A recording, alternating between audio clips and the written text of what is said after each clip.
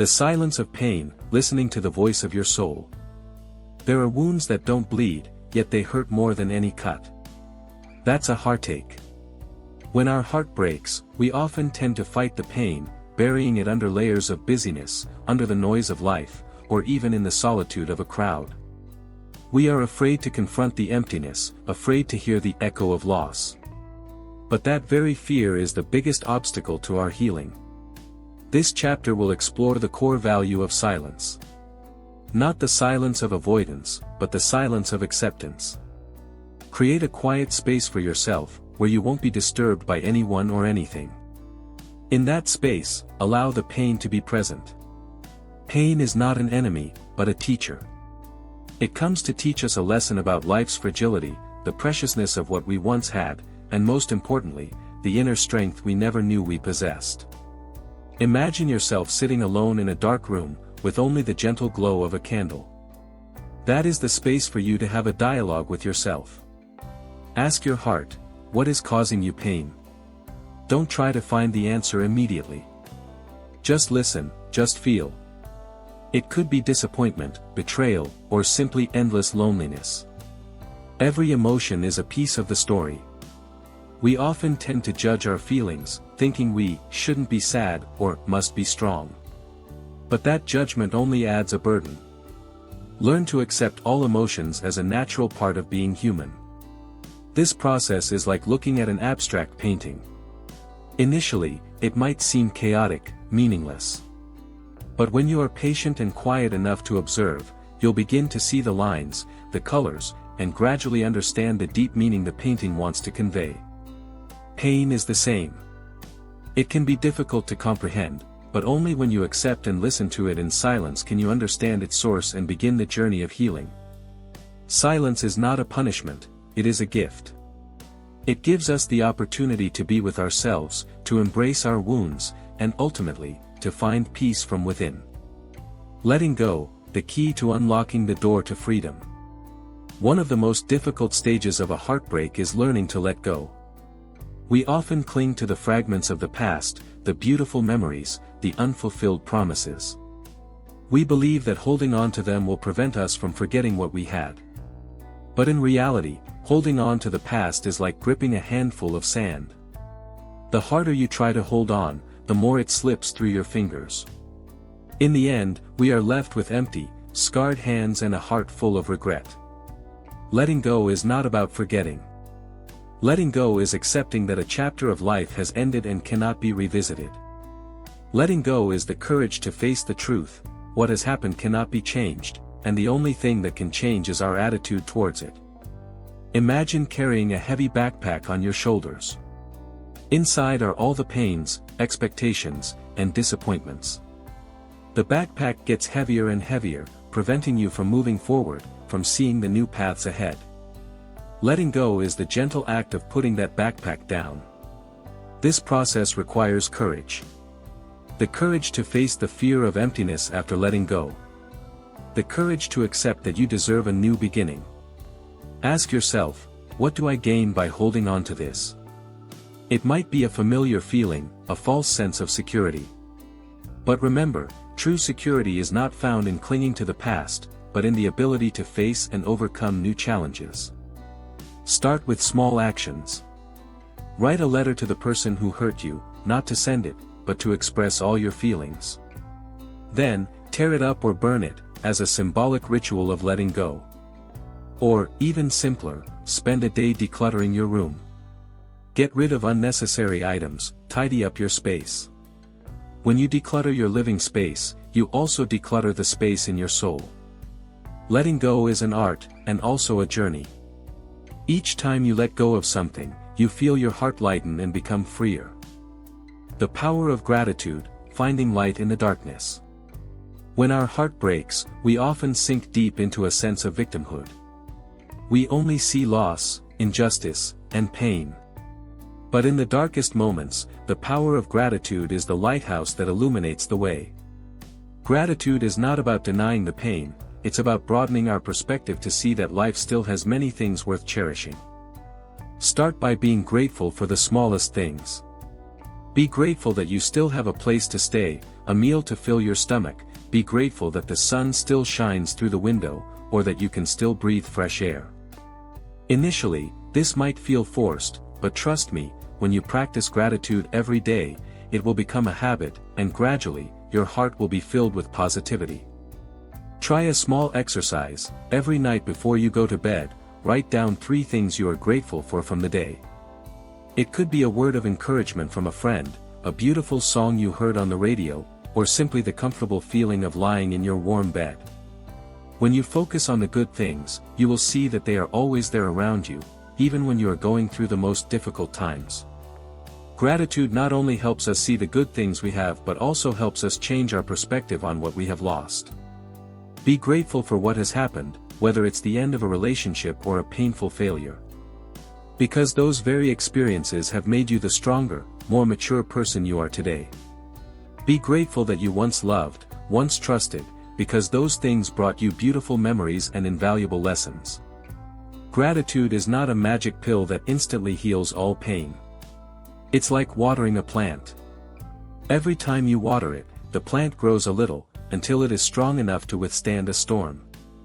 When your heart is broken, gratitude is the water, the light, that helps your soul revive. Loving yourself again, the journey of rebirth after heartbreak. When we are hurt, a part of us believes we are not good enough, not worthy. We lose faith in ourselves and the world around us. The healing journey will not be complete if we don't learn to love ourselves again.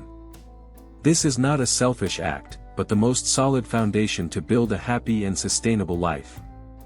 Self-love is not about going shopping, eating lavishly, or indulging in fleeting desires. Self-love is a profound journey that requires acceptance, forgiveness, and nurturing. Start by forgiving yourself. Forgive yourself for the mistakes you've made. Forgive yourself for the decisions that hurt you. Remember, you are only human, and all humans can make mistakes. After forgiving, learn to accept. Accept the person you are now, with all your strengths and weaknesses.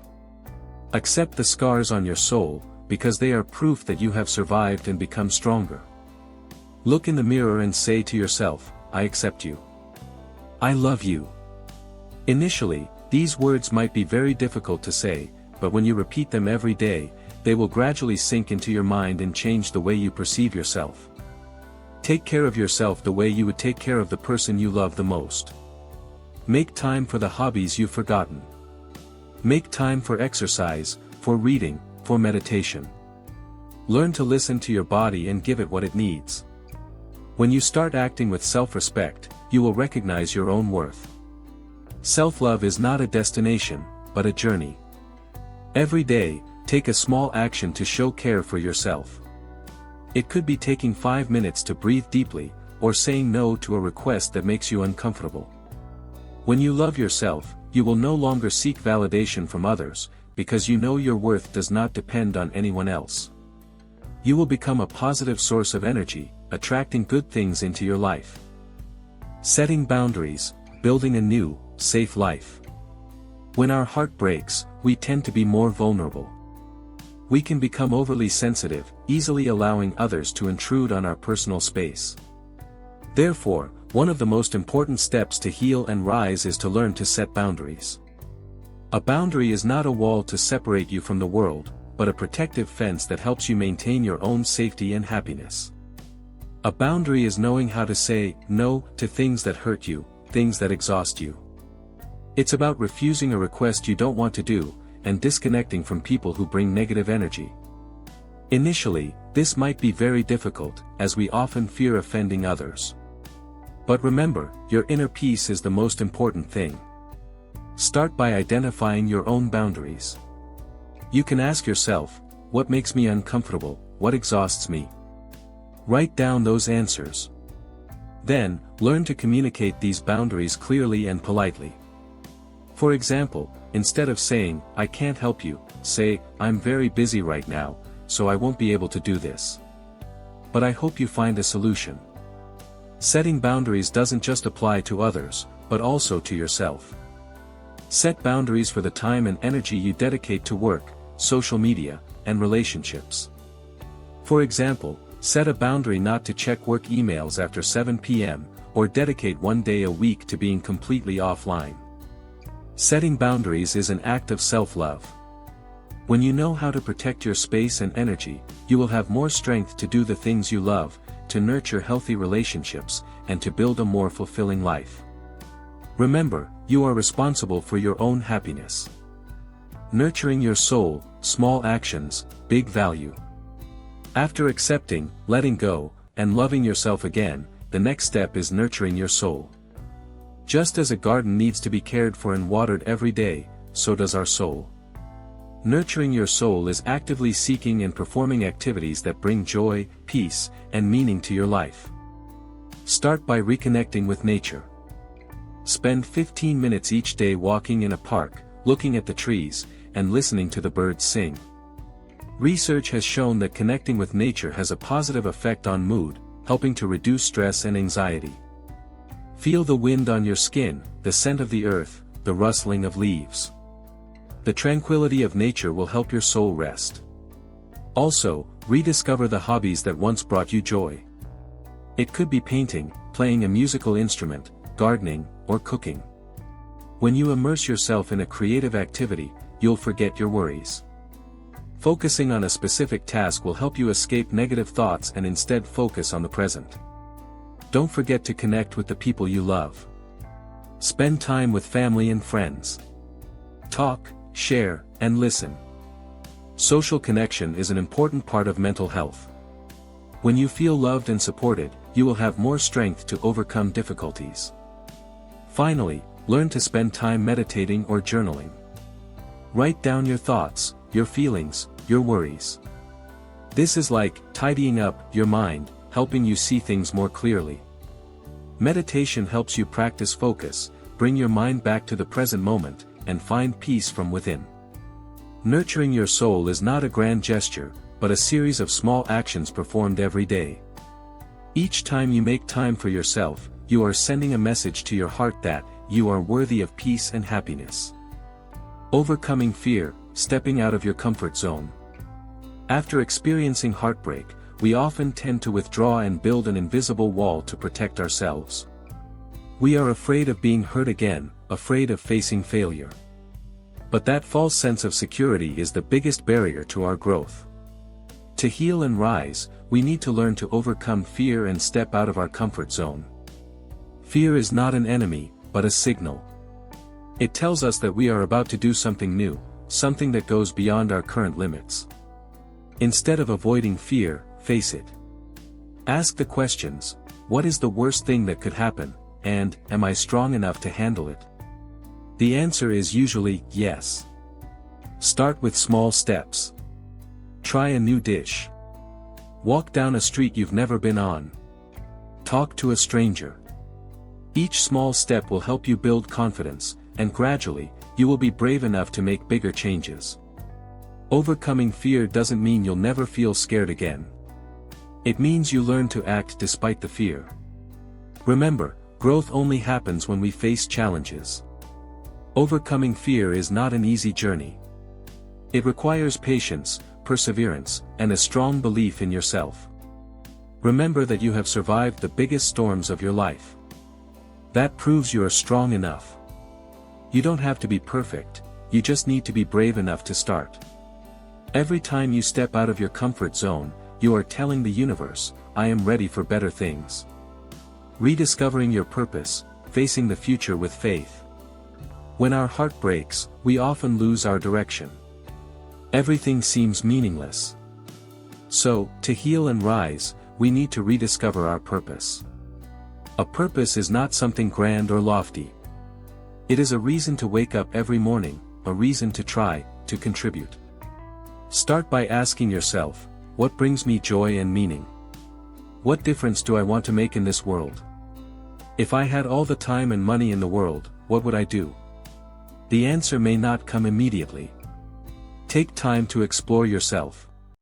Perhaps your purpose is to take care of loved ones, to help people in need, or simply to create art that inspires. Every purpose, whether big or small, has its own value. When you have a purpose, you will no longer focus on the pains of the past. You will have a reason to look forward, to build a better future.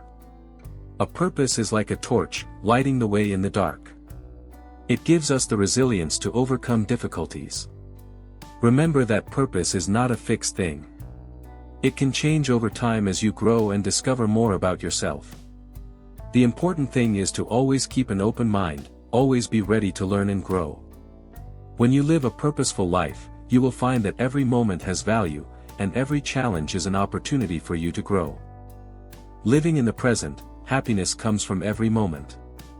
When our heart breaks, we often get stuck between the past and the future. We regret what we have lost, and worry about what is to come. But happiness and peace can only be found in the present. This chapter will explore the philosophy of living slowly and how to live fully in every moment. Start by practicing mindfulness. Mindfulness is the practice of fully focusing on the present moment, without judgment. When you eat, just eat. When you walk, just walk. When you shower, just shower. Feel every taste of the food, every step on the ground, every drop of water on your body. When you practice mindfulness, you will realize that life is not a race, it is a journey. And every step has its own value. Practicing mindfulness not only helps you reduce stress but also helps you reconnect with yourself. When you focus on the present, you will hear the voice of your heart more clearly. You will recognize your own needs and emotions and learn to respond to them in a healthy way. Living in the present is also learning to accept what cannot be changed. The past is gone, the future has not yet arrived. The only thing you can control is your attitude toward the present. Cherish every moment, whether it's a happy moment or a sad one. Because they are all a part of your life's journey. Life is not a series of big events. It is a collection of small moments, simple things, and profound emotions. When you learn to cherish every moment, you will find happiness even in the things that seem most insignificant. Rebirth, starting a new chapter with strength. After the entire healing journey, we will finally enter the stage of rebirth. Rebirth is not about becoming a completely different person, but about becoming a better, stronger version of yourself. Like a phoenix rising from the ashes, you too will rise from your wounds. Look back at your journey. You have accepted the pain, let go of the past, loved yourself again, and found a purpose. The scars on your soul are no longer a sign of weakness, but proof of your resilience.